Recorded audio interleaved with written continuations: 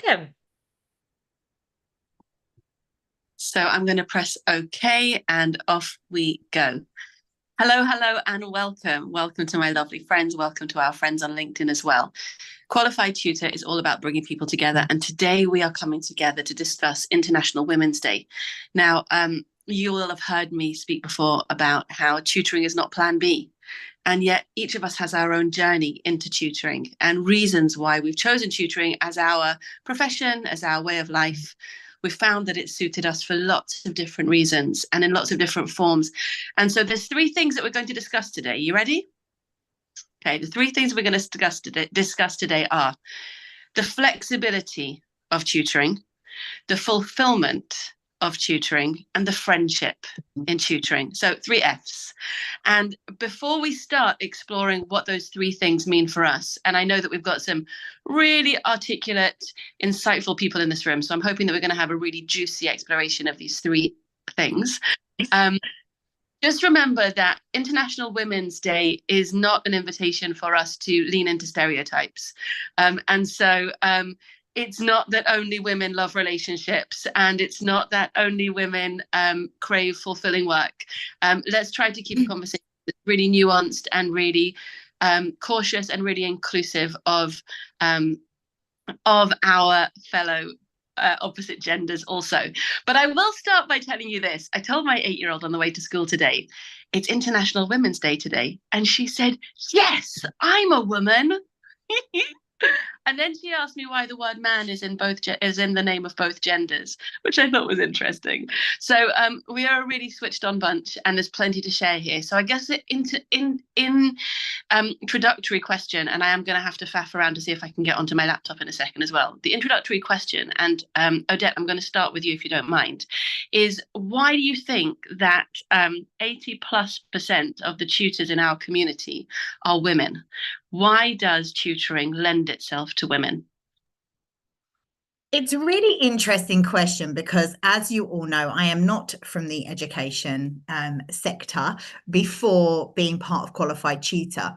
And I think it's the same as maybe teaching. Do we know what the percentage of females are in the teaching profession, those working inside schools? I know for me, and seeing especially in primary school, there is definitely a higher percentage of women because you get the school holidays off, or maybe you don't because you're working through it.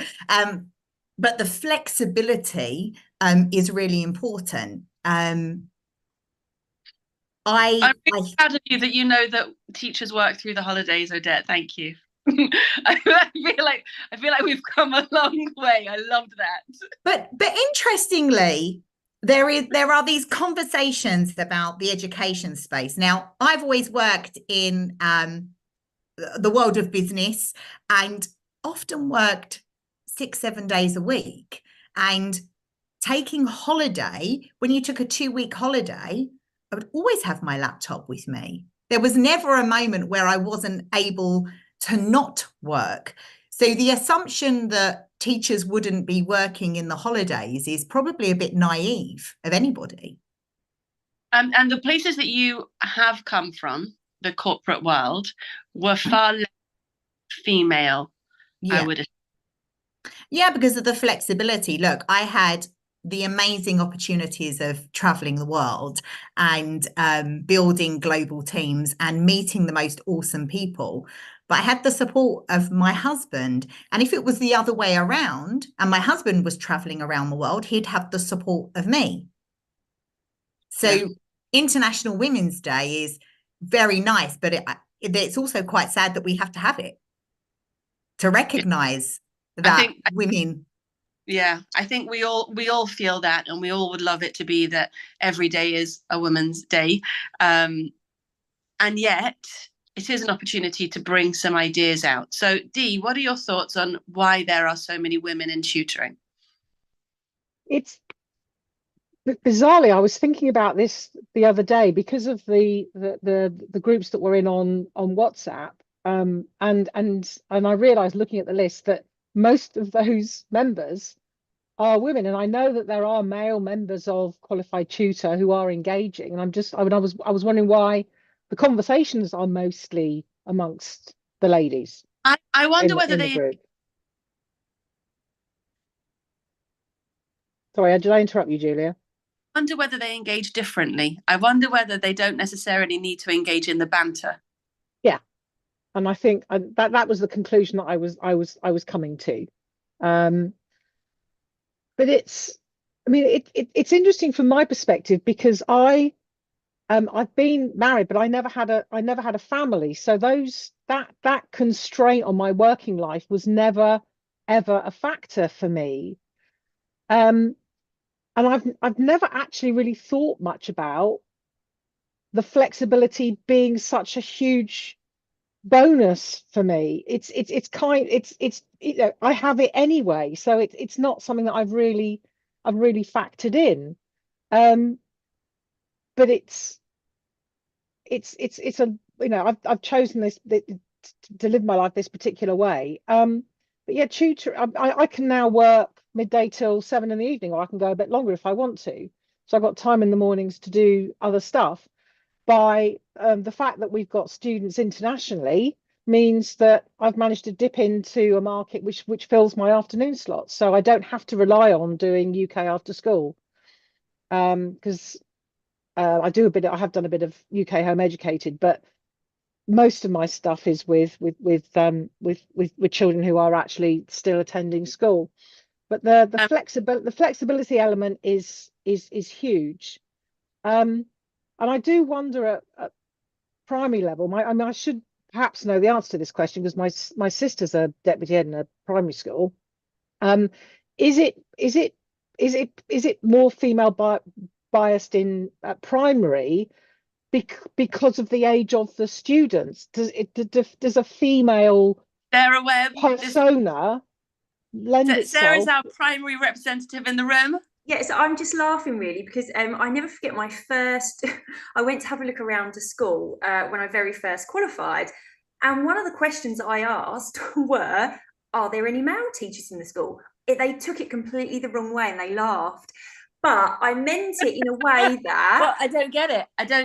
What were they thinking, Sarah? I thought it was a really important question because the school that I was going to was in a really quite deprived area, and there weren't many role models, male role models for these children. So after I got over the embarrassment of realizing that they had misunderstood what we were talking about, but it was a reception, just a 1-form entry reception to year 6, and there was one male teacher in the school, and we were really lucky to have a male teacher in that school when it was so small. I then moved on to a much bigger school with nearly 700 students, and to start with, when I first started there, we only had one male teacher. Wow.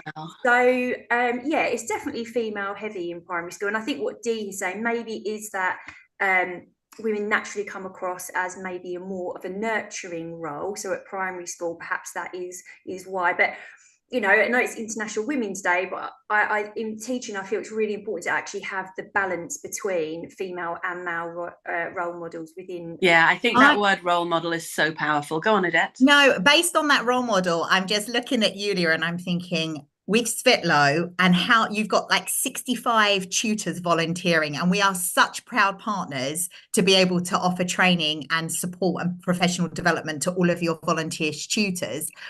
But what's the percentage of women compared to men on the volunteers? Oh, I feel like I came unprepared. We probably have more women, for sure, not probably, but not by much.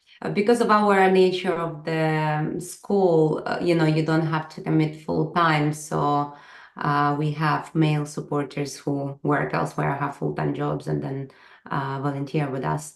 But so they're not all educators and teachers, Yulia. They do no, we have things professionals. Well. Yeah, speaking. So we have like a professional in marketing, teaching about social media and marketing, and you know the group of children that he's teaching.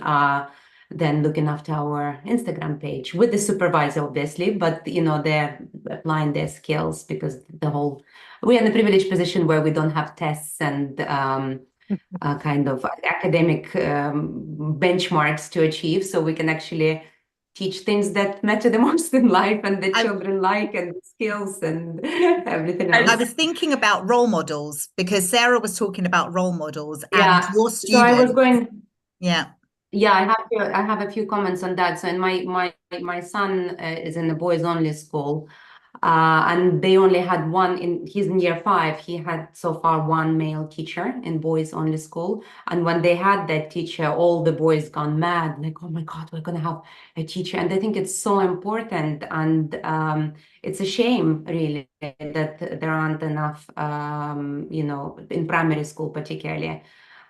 Because I think in terms of role models, any teachers could be, a life-changing experience for students. And I think to have people who really make an impact and you can relate to from early ages, and with boys it could be talking about, I don't want to sound stereotypical, but like even things like talking about football more and sport and rugby and like the games they watched, it just makes them wanna kind of then please them in lessons more. At least that was my son's experience in primary school. It strikes me that but I guess the whole sorry, yeah, I was just gonna say, I guess the whole attitude to teaching should be changing for that, right? Yeah, it strikes me that what we're talking about here really is representation. When you talk about role models, we had an awesome tutor who came in through Manning's years ago, Linda Larby, and she said that she didn't have any tutors who looked like her when she grew up, women of color, and how important it was to be able to have tutors and to explode this sort of assumption that tutoring is, that there's a way that tutors look. And I found that really interesting also. So since we're bringing a sort of wider concept of tutors as role models, I think it's interesting to think about representation in there also, and what we can do to boost and make that sort of sense of accessibility. Yeah, exactly. And it's thanks to guys like you, that actually the concept of tutoring and teaching has is earning more respect. It's a horrible sentence. But like, it's like you're adding this coolness to it, which is great because hopefully it will, be more attracting to a wider range of people. So perfect. So let's go from there to explore why tutoring is fulfilling. And Emma, can I draw on you here? Because what you've done is really interesting to me, because you've exited the classroom having already built a business in tutoring, and you've got this sort of combination of the school-based approach and this sort of holistic well-being focus. So Julia said we're making tutoring cooler. Tell me for you. So fulfilling is like, that sums up my job to me. Like, I love my job now. I have come from the classroom. I was broken by the classroom. And tutoring gives me the opportunity to do what I love, which is teach. That is me. I'm still working on my identity, but that is how I identify. I'm a teacher. It comes very naturally to me. So my tuition allows me to do that in my way and in a way that works for the students as well. And those light bulb moments, there's nothing like it. There is no high like it. Being sat in a session and the kids going, "Oh, is that it?" And you're like, "Yes, that's it. That's it." Like, you don't need to overcomplicate it. You don't need to, like, you've got it. And I love that. And that fills my cup up every day. Every day that I work with students, it fills my cup up. So I was talking with my business mentor recently, and he said, "I'm not like you. I didn't build a business because I had a vision of changing things and making things better. I just needed to build a business to make stuff, sell stuff, and make some money and keep my family going." And it's almost like we have this audacity and this, this gumption to go for something bigger and more interesting, and to require fulfillment. You've just said that my identity is a teacher. There are so many jobs out there that are not wrapped up in your identity. I guess it's a vocation really that we're talking about. So Claire, what are your thoughts on that, on this role, on this need for fulfillment in work? No, you have to unmute first. Yeah, no, so I've done it now. I was talking to myself going, I need to unmute. So yeah, no, definitely. I mean, I came to tutoring because I wasn't fulfilled and I was doing a series of supply teaching because it fit in with family and it fit in with how we worked and what we needed. But I was coming home exhausted, empty, drained, and it was just like there needs to be something else. There's got to be another way. And through my first students, you just realize that you do love it. And this is what it's about. And the energy I get off my groups is absolutely amazing. I work with all kids from year 3 to 11 for maths. And, you know, you just come out of the sessions and you've got such a boost. And Emma's right, it is fill your cup. It is, you know, those days where you're feeling a bit drained and you've got the kids and they've had a lovely time and they're asking you, you know, can you still do our club next year when we're at high school? And it's just, you know, it's just making you feel valued. And that I think my way in life, I just lost a little bit of purpose and I lost my way a little bit, didn't really know who I am. And Emma said about identity, and my route was different because I didn't completely reach that point in the classroom because I was out and doing part-time and stuff. But definitely the love for teaching again, and I'm all face-to-face, hands-on, love being with the students. That's what makes me really. And yeah, no, fulfilling is definitely the word, and that's why I do it.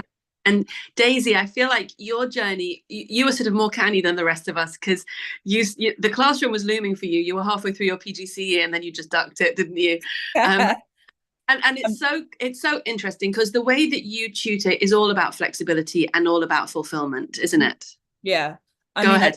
I definitely approach with what the student needs first being kind of how I work. Like I always say, like, I have several students who I've worked with for 2 years who I've never seen their faces before because I've never turned the camera on. And there's a student who I've worked with for 8 hours a week at points, but I've never seen her face because she just didn't want to turn the camera on. So I think for me, it's like the flexibility then kind of stems down to the students and what they need as well, I guess, which is how I tend to approach it.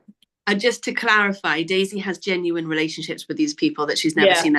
Yeah, I mean, I was her university recommendation, but I've never seen her face. Isn't that amazing?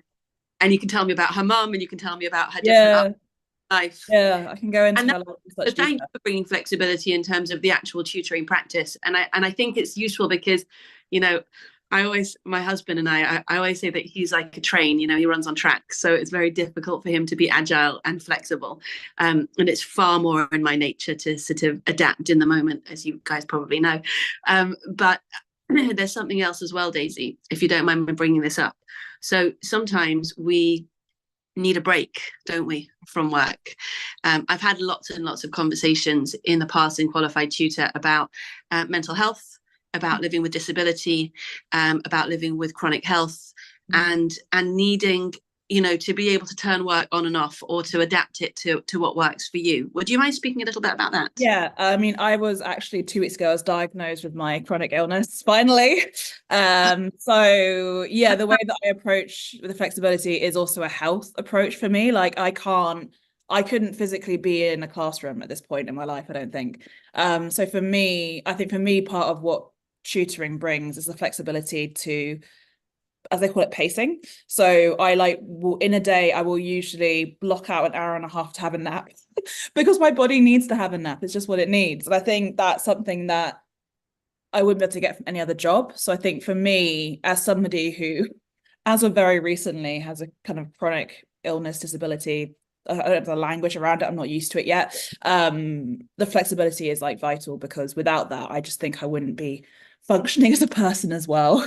Yeah. Man, Gospel told me this. I interviewed her for my book, and she said that she lives with a chronic health issue, and those flare-ups can be minimized if you can pace yourself. And she balances her work between being a pharmacist and being a tutor.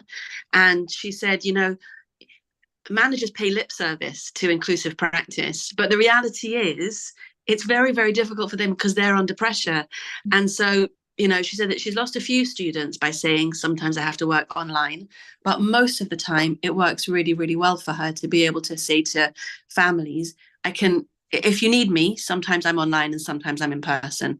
And having that power and sort of reclaiming that power. You know, we say in Qualified Tutor a lot, we borrowed this from a member, your business, your rules. Mhm. And so this whole sense of having the power and the freedom to build a way of working that is flexible and fulfilling then becomes really, really interesting. Sarah, can I just ask you about your room, please? Because can you see how your room sort of represents all of that? Yeah, the room that I work in at home. Yeah, turn off your fuzzy screen and show us. Oh, okay. Oh no. Is your laundry on? Really? Good job. I had a quick, hold on 1 second. I'm impressed if you're not hanging. This, your my friends, washing is why there. we don't do You virtual can't background. actually see any of it, but yeah, I will. So if I Thank might you. just do it this way actually. Yeah.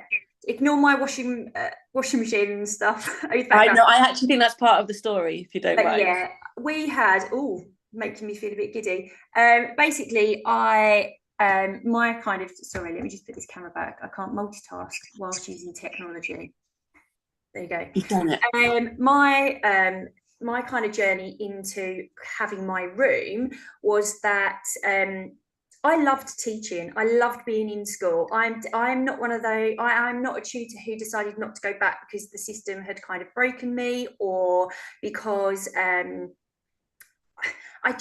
loved being in school. I loved that community. I loved working with people. I was an assistant head teacher. I was a Senko at a big primary school. But I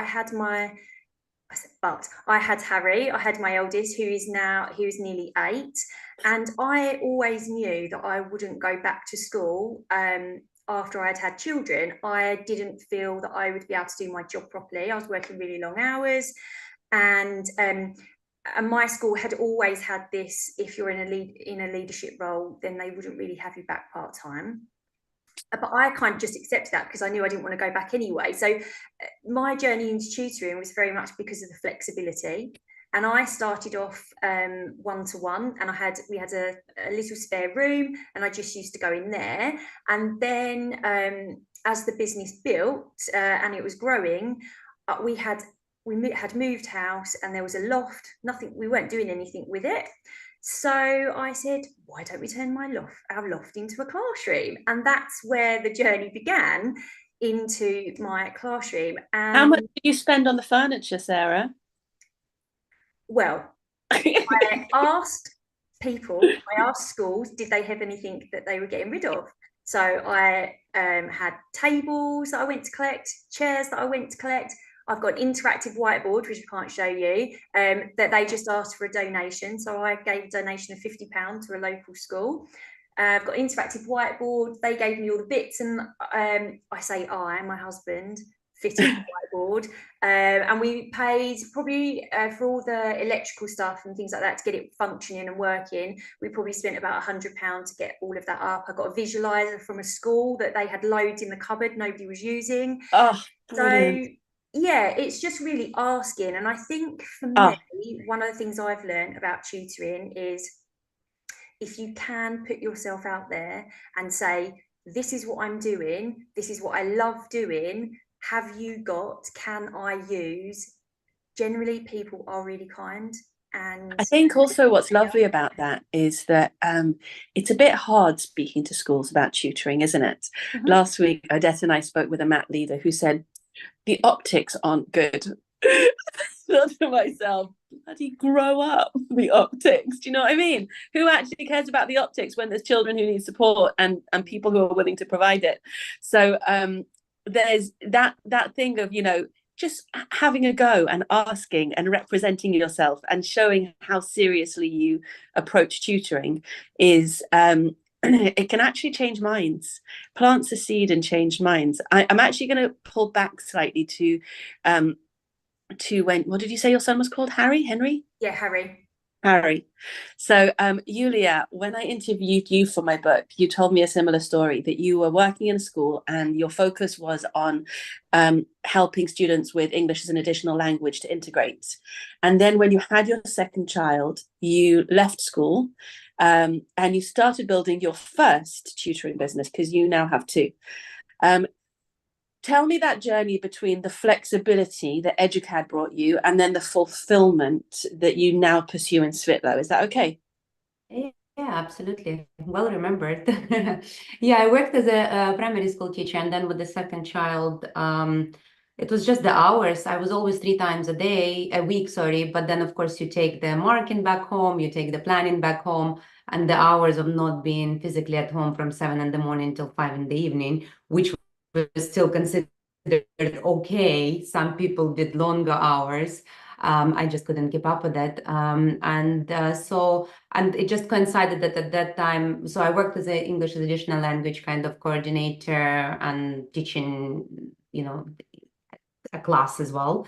And then my oldest son was in a primary state school, and he did very success. He had a great success getting into private academically selected schools. So being obviously from Ukraine, speaking Russian, Ukrainian, a bit of Polish, I got lots of this organic kind of requests for consultations, and that grew into Educat Consulting, which I co-founded with another mom. She wasn't, I love girls power, and so we co-founded it, and we were first concentrating on 11 plus preparation, not tutoring ourselves, but using the tutors that we used for our children, and slowly. And then my oldest son kind of grew into this role of testing all the new tutors that we had because of Educat Consulting. And with Educat Consulting, I had and I have very great fulfillment as well, in a way that it's a different challenge. Because we usually have families who can afford tutoring. The money is quite often not an issue at all. It's motivating the children and also re-educating the parents, I like to call it. Even if some of them are watching it, they know who they are, and I'm sure that they have enjoyed the journey. But basically, just sometimes particularly a parent from a kind of like disadvantaged childhood, which all post-Soviet countries were, and then working really hard to achieve something. They think that they have worked so hard to give the best to their children, and sometimes they have the misconception of the best being the most academic or the most challenging, and kind of trying to relive without realizing it, relive their childhood through this poor rich children. So working with parents and trying to explain to them that league table is not, the Bible, and that, your child would be happy. And if they're not like elsewhere maybe, or if they're not happy, they will not academically succeed. And having tutors on board, we have small group of tutors. We're not a huge tutoring company. But having tutors on this journey, kind of mentoring the children and families as well, is absolutely amazing and fulfilling. And then when the full-scale invasion of Ukraine happened 2 years ago now, I was obviously in this amazing position of being well connected with lovely tutors, experienced tutors in schools, and having my former colleagues and background of primary school who maybe went abroad and were more flexible in a way. So Svitlo rose from ashes, I suppose. Svitlo Education is a free online tutoring for children in Ukraine, and this is kind of like the other side of the coin, but still the same coin, where children are trapped. I'm sure you've heard of that experiment with the fleas, when they were put in a jar and locked for 3 days. And then after 3 days, the fleas couldn't jump higher than the jar, and their offsprings lost the ability to jump higher than the jar. So unfortunately, in conflict zones, not just Ukraine, we are hoping to build a template school, which can be then used in other conflict zones. But like, this is what happens to children. They're not protected. Unfortunately, the sky is not protected from the bombshells, but their minds are covered with this invisible dome, where parents are scared, not in a position to motivate them, haven't had very diverse experience themselves.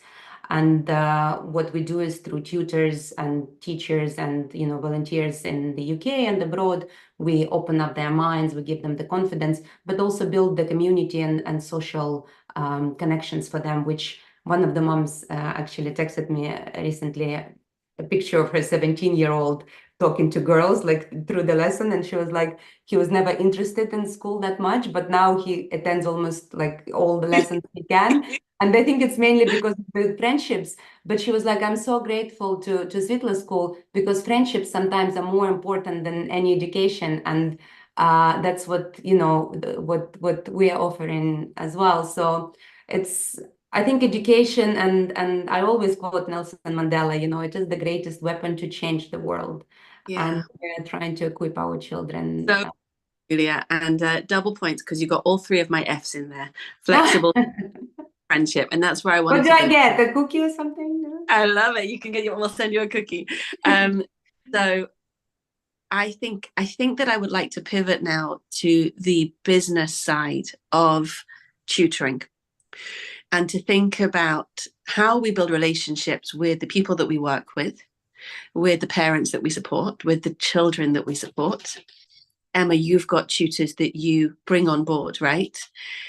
And to my mind, there's something about friendship throughout this. There's something that is, there is a, and again, I'm sorry to speak to stereotypes. I don't mean women. I mean femininity. There is a friendship that's part of the way that we build business relationships that I find really fascinating.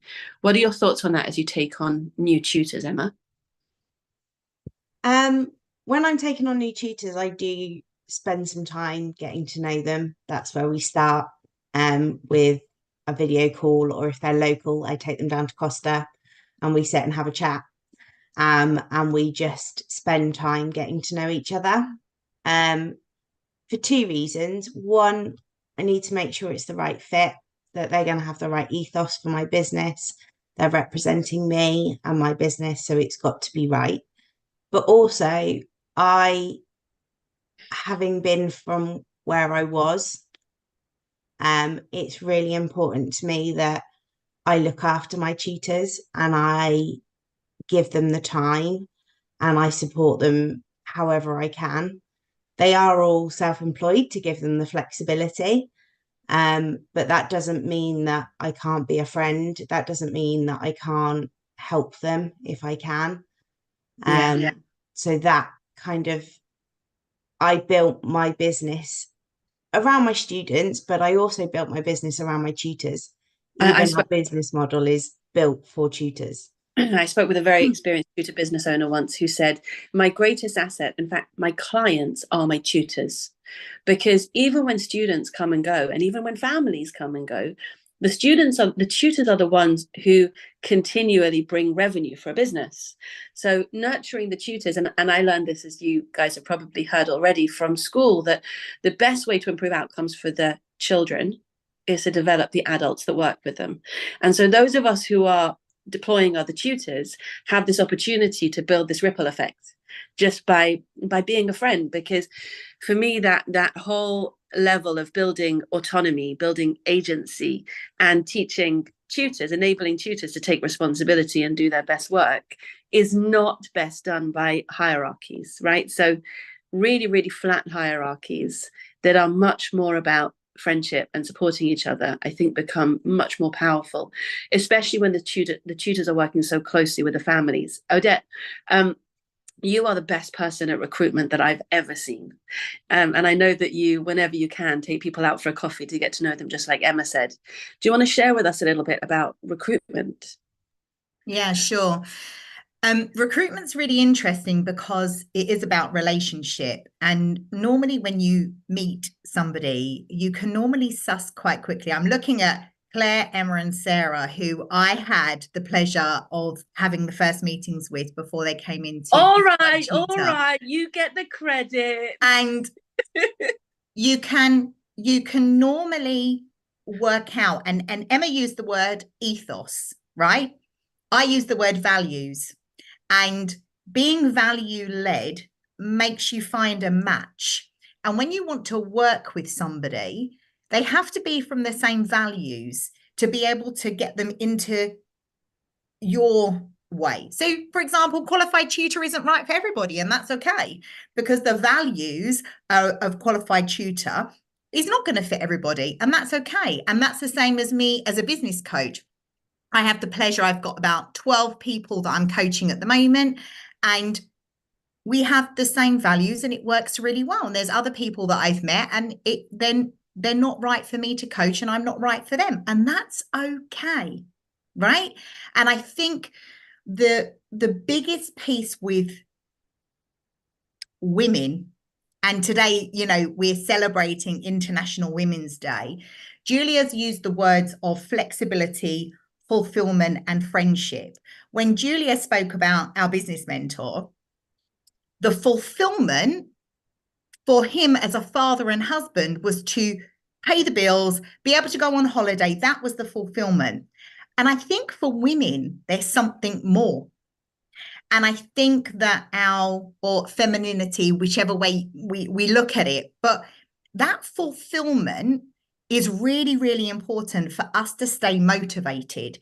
And when we speak around motivation, what motivates you? Some people will say money, some people will say, you know, having an annual holiday, some people will say my children, but each of us have our own thing. And when I look at the tutoring profession, which I have had like the nearly 2 years I've been in this space, and I absolutely love it because the flexibility that it gives to anybody allows them to find their fulfillment. And not every job allows you to do that. But whether you work for an agency, work as an independent independent tutor with your own students, whether you're, you know, a small tutoring business, whatever it looks like, group tuition, one-to-one tuition, Dee will quite openly say, give me one-to-one all day long. Whereas Sarah's like, I want a group in my classroom and I love it when they're all there. And Claire with her after school activities with all these children that everyone has their own need, right? That fulfillment. And you as an individual have to find that. Once you find that, you can fly. And the beauty of tuition is that one-to-one, group, face-to-face, online, in school, out of school, after school, in school, like it's huge. It's absolutely huge. So for you as a woman that has a billion things to juggle, you can suddenly find your place, which is why you get fulfillment. And you can pivot. If it's not working for you, you change it. And that's okay. You can change it. Hey, Odette, sorry, my darling, you have to tell them about I'm okay, you're okay. When Odette and I first started working together, this was the first model that she shared with me. And I promise you it will make your heart sing. When I was working building teams, when you recruit somebody or when you train somebody or support somebody or coach somebody, it's really important that you and them are in the right mindset. So we've all been discussing in the qualified tutor community around, you know, how do you recruit tutors and what do you do and it's wonderful. But your mindset's really important. And it's okay to be okay or not okay. And when you approach a situation, the I'm okay, you're okay model, you can Google it and find it, but it's actually a coaching tool, and it guides you in that you should never ever go into a situation unless you're okay and the other person's okay, because otherwise it's a disaster. So the example would be, my child has not tidied their bedroom. There's dirty underwear on the floor. I am not okay, right? I am really not okay with this. Now, because I'm not okay, this is the worst time for me to have a conversation because I'm going, I'm okay and you are not. Therefore, I'm going to tell you off. Whereas if I do, I'm okay, you're okay, there might be a reason for it. And it's having the benefit of the doubt about the whole situation. So when something happens, we do I'm okay, you're okay, which is why sometimes you don't do anything about that situation until you're both in the right place to have that conversation. So let's take that and think about how we interact in tutoring with families. I brought in another F there. Sarah, could you speak about this for a second? There are families that come to you and they're worried about their child's reading level. That's a pretty urgent need. How do you show up with I'm okay, you're okay? And how does that relationship, you know, again, I don't want to speak to stereotypes, but there's a very, there's relationship skills in there, aren't there? Definitely. The key thing for me is when a parent, whatever it may be, or school, the schools that I'm working in, is to listen to what their concerns are. Because if I jump in too early with what I think it may be, I may have got that wrong. I need the bigger picture. I need to know what the child's difficulties are. I need to know what the parents' anxieties are around their child having those difficulties, and get a really good understanding of what's happening. Once I feel I know what's going on a bit more, that's where I would then interject and maybe say, ask some more questions using, you know, with an SEN background, I can kind of ask some sensitive questions sometimes in a way that would hopefully make them feel comfortable, and that's where they would then open up a little bit more, and from that I can then guide them to what I think might be the right thing for their child. But if they don't think it's right, and even in school as a tutor, the parent knows their child best. And I think if you don't keep that at the forefront of being a tutor or a teacher, then you need to kind of ask yourself, okay, am I listening properly? Because if you aren't, you don't always get to the bottom of what the issues are. Sarah, that's a brilliant example of I'm okay, you're okay. So when you speak to a parent, I'm okay because I know what I'm doing, but that parent's also okay because they know what's best for their child. So you end up having a really constructive conversation. If you go into the conversation of I know better, it's not a constructive conversation. It can actually be really destructive for them and you. In many different ways. Will go up straight away. As a Senko, I learned that very, very quickly, because they're living with their child all the time. You see them for a snapshot of time. You know, it's so important to listen. For me, that is the biggest thing. You have to listen to what they are telling you. And once you listen properly to the parent and to the child, you can have a much better plan in place that will be able to support them. I think this is fascinating. And I think, you know, the Senko training is sort of singing out there, and especially that element of listening. I am struck, though, by the dissonance between that and what Julia said about sometimes needing to educate parents, and how really where the parents are coming from is always part of the story. Right? Assumptions that the parents make, mindsets the parents have around their children or around education and what education should look like, all of those things. But actually, I'm going to pivot slightly and I'm going to ask Claire Torbett if you'll tell us a bit about the fun that you create in after school maths, because that friendliness, I think, probably bubbles out of your maths clubs, doesn't it? Yeah, no, it's big thing for me is the playful nature of maths and hands-on, which is why I love face-to-face tutoring so much, because just so for those that don't know, I run a after-school maths club which has 14 children in it, and it's for playing with maths. It's for practical activities and just having fun, doing craft involved in maths and all sorts of different things. And it's really colourful, and the kids are fun, and I get really good feedback off that. But I also do playing with maths right up to my year 11s, and games that are differentiated or add a little bit of competition. And it's just really, I don't know, it's just me, it's just the way I work, and the energy, and feel it, get it done, play with it. Love it, absolutely love it. And I can feel the enthusiasm. So I don't know if you saw that this is where I was going, but the last section of this conversation has to be about the power of community. And it has to be about how the friendship that we create between us, this sort of openness, this humanness, this vulnerability, this authenticity, and lots of really bad jokes come together to bolster us and improve outcomes for our students. Daisy, can I call on you first? Because you're the youngest amongst us, my lovely. Yeah. And you hear us making bad jokes all day long on WhatsApp.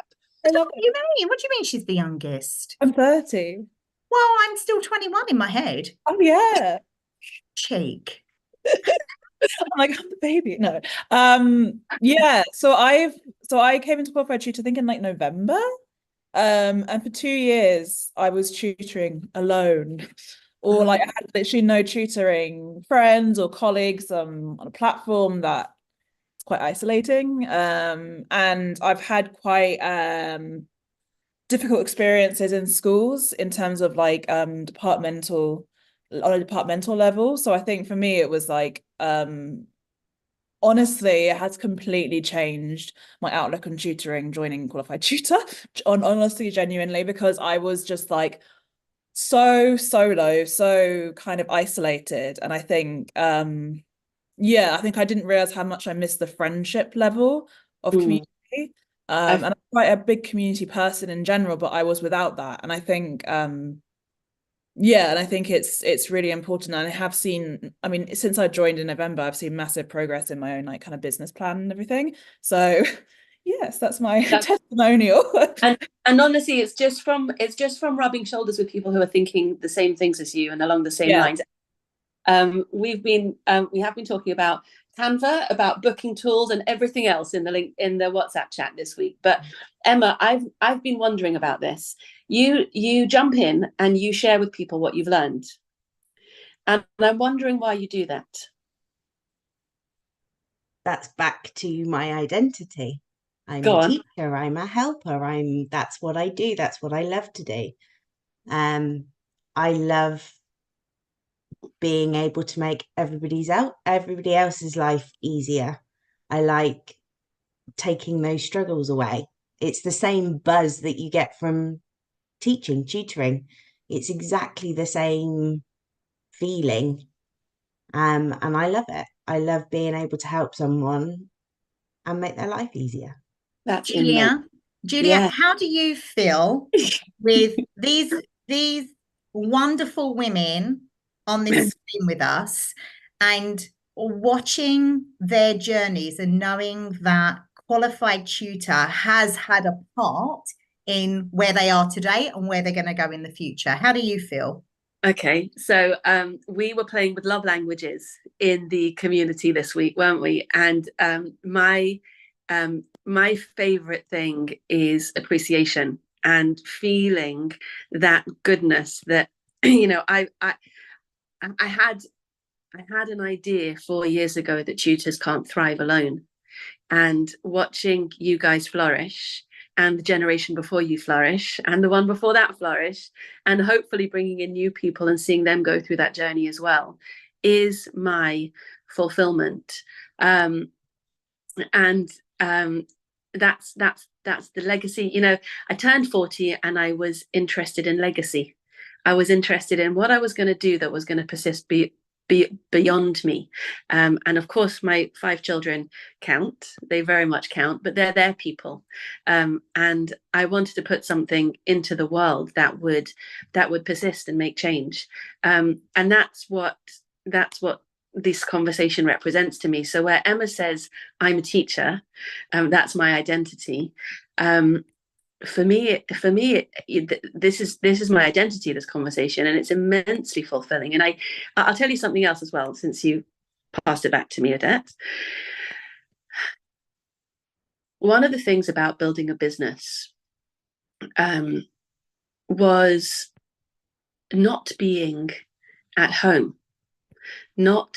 so. When I started qualified tutor, my father had passed away and my eldest was 16. And all of a sudden I realized that things change and they're not going to need me to keep them alive much longer. And if I don't find a reason for being that is beyond my children, then I'm going to be way lonely and purposeless in a minute. And that's when I started building the concept of a business. And that's where my entrepreneurialism comes from. It comes from this opportunity to build myself up and build an identity that is bigger than my home, and in doing that, by enabling you guys to do the same. I guess, if Emma is a fixer of problems, I'm an enabler, and identifying, you know, that in yourself, and whether that's a womanly thing or whether it's a personly thing, there's definitely been a process for me, and we've discussed it in Qualified Tutor many times, of, you know, the changes that our bodies go through and reclaiming our bodies, having raised children. Some of us have young children still in this room, and some of us have never had children, but there is a process of being a person that this all comes down to for me. And so these values of flexible and fulfilling and friendliness are just different ways of slicing the same thing, which is bringing goodness into the world. And that's what it's all feels like and been about for me. Thank you. Go on, Claire. Yeah, I just want to jump in really and say much the same. So my boys are now teenagers, and it's true, you know, they're increasingly more independent, and suddenly I don't need to be, not to say I don't need to be as much as a mum to them as they needed, but they don't need me as much as they did, and but they need me in different ways. And it's just given me a chance now to try and find me a little bit, especially because I wasn't teaching so much. And yeah, it's just a case of finding you. And in this community, the one thing I've really done over my business has been going just over a year, is surrounding myself with tutors and people that, you know, I've got a little network locally, but I've also got you guys, and we know, I'm going to pick on Dee here, you know, the other day you had a bad day and you came to us and we hopefully lifted you up a bit.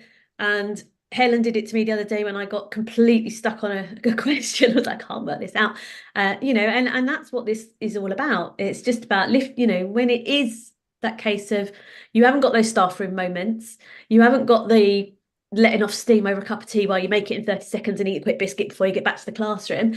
But you just know at any time you can go onto WhatsApp and somebody is going to have you. Someone will be there, and that's what's awesome. But then also go to the toilet whenever you want. But I think that's one of the values, isn't it, about championing each other. And, you know, we talk about the Qualified Tutor values of, you know, being curious, being generous and being reflective. And by having that, we are able to champion one another whenever, 24 hours a day. So when Dee told us all at silly o'clock this morning that she hadn't slept and been up since 3 o'clock, we were all sending love and support. I'm actually grateful that she didn't ping us at 3 o'clock. I reckon she was tempted though to see who else was up. Go ahead, Dee. Yeah, it was I mean, I've been part of QT for coming up for 3 years now, and I've said this before and I will go on saying it. I would not be sitting here in this chair if it wasn't for Qualified Tutor. But what's been amazing for me is when I came into tutoring as a full-time, a main income stream, I was, you know, towards the end of what I thought was my working life, and it was only going to be for a few years. But doors have opened and opportunities have presented themselves, and with the help of this community, I've been exposed to coaching. I now know what coaching looks like, and as a result of that, and some generosity, I have now embarked on a coaching diploma, and I now feel that I mean, I don't know where it's going, and there's absolutely no way that I would have known about coaching without Qualified Tutor, because let me just clarify exactly what you're saying. So firstly, Daisy brought in Sam, and Sam is an awesome coach of teachers and former teachers, and that's the course you're doing. And secondly, the reason why you know what coaching feels like, in your words, is because of the work that you did in the Qualified Tutor community with Jack Simmons and Sarah Lynn Hodder. So all of those things are coming together now. What's coming up next from March onwards is supervision circles. So Jacqueline from Pursuit of Wisdom will be hosting supervision circles to help tutors to have that experience of what tutoring feels like. And it's entirely included in membership. People who aren't members are invited to join. Of course, it will cost for them. Dee, I'm really, really sorry that I interrupted you, but I just wanted to just pull the conversation upwards, if you don't mind. That's fine. No, that's fine. So all of this lovely, fluffy goodness is not entirely for its own sake. It's actually really intentional and really purposeful, because Qualified Tutor is not only a love-in for tutors.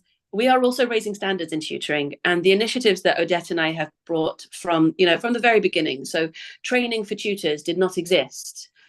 An off-qual accreditation for tutors did not exist. Certification for tutors did not exist. And all of these initiatives that we've brought in this feminine, inclusive, friendly, loving way has really been intentional, because a top-down approach would not have brought people with us. But once you get the feeling so for me, it's like there's the warm hug of Qualified Tutor, but then there's also some really firm lines. You have to apply to become a Qualified Tutor member now, because if you're not well suited, that's fine. That's totally fine, but you're not suited here. So for us to be able to improve outcomes for students, we need to be both warm and purposeful, right? And I think that it's worth noticing that that's what we do here. Now, I know all of you in this room, and I know that behind Claire's playful approach to maths, there's a really serious intention that students leave with functional skills. That students leave not saying, I'm not a maths person, for generations to come, right? Claire, was it you who told the story about your mum yesterday who wasn't a maths person, or was it Claire Knight? It was Claire Knight. So Claire Knight, ironically, is a maths tutor, and she said that her mum is not a maths person and has anxiety around maths. So there's a really clear goal of what you want to change in the world, right? And Emma, the conversations that you've had with families around making sure that students get the right support and realistic support. And Sarah, the change that you're making in helping children to be literate is immense. I could go through every one of us, and I'm not going to, because Hannah's just pinged me that the time's up. But I want to share with you that we women in tutoring are very, very focused and very cool, as Julia said, and we are making change here in the most wonderful of ways. So I want to congratulate you for having flexible, fulfilling, and friendly working lives. But I also want to invite you to continue to lean in, to continue to stretch upwards and help your students to do the same. It's a joy to share this journey with you. And Odette and I are off now for our girls' weekend, because it is actually International Women's Day. Thanks to everyone for participating. Thank you, Dee. Thank you, Sarah. Thank you, Julia. Thank you, Emma. Thanks, Claire. Thanks, Daisy. Thanks, Odette. And thank you, Hannah. Bye, LinkedIn. Thanks for facilitating. Bye. Bye. Bye. Thank you for having us. Bye. Bye-bye.